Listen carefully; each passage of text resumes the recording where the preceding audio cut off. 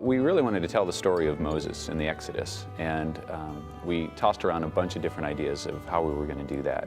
Throughout the development process, we looked at how Moses fits into the Bible and about how it was a continuation of the story of Joseph. And we ended up landing on a Western because it fit perfectly as a sequel to Little Joe. Hey, Bob, you remember the Ballad of Little Joe?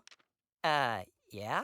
In Joseph's case, following God's directions took him from the pit to the palace. In Moses' case, it took him from the palace to the pit. And then, of course, he left the wilderness and went back to Dodgeball City and then went back to the wilderness again. It's such an important story about God's providence and God's plan and, in history and how he's going to lead the people of Israel out of bondage and into the promised land. The important message in this show is that God has a plan. It's about sticking to God's plan. That's when he's going to use us to do great things for him. It was only when Mo relied on God's strength and followed his direction that he was able to accomplish this incredible task. So, what's next? And in the story of Mo, God had set that plan up years before Mo was even born.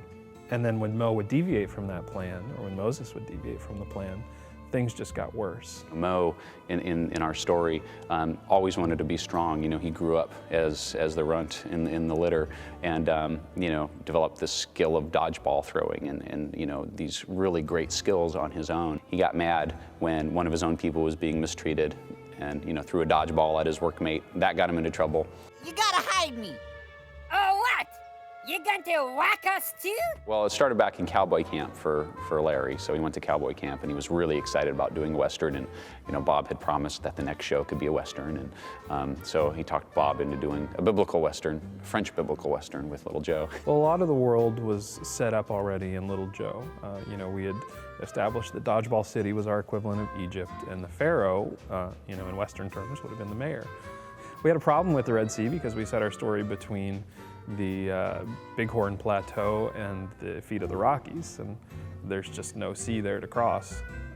So we needed to come up with something different. The big obstacle out there, geographically, is Death Valley. So Mike came up with this really clever way of getting them across Death Valley. Well, the whole idea with the way we tell stories with VeggieTales is just, imagine this ensemble group of vegetables putting on a play to tell a Bible story. So if you're going to put on a children's play of a Bible story, what would it look like? The Bible is filled with, a lot of violence, and we want to be able to really respect the intent of the original stories and just tell the stories in a way that, small kids can watch and learn from. And we have to handle those hard things with respect. We can't, just gloss over them and make them funny, because we have to be true to the original story.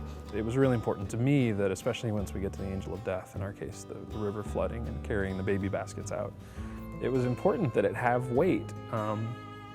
Because even though it's a VeggieTales, it's like if we're gonna tell this story, we need to stay true to the heaviness of it and to the tragedy of it. We don't want to just whitewash that because this story's too important to just make light of all that. It gives kids a way to really identify with the story of Moses in the Bible through this story. They can see, really the parallels in the biblical story and be able to really identify with that. But just like Mo, God can give you the strength to do what he asks. If you let God be your strength and follow his directions, you'll be amazed at what he can do through you.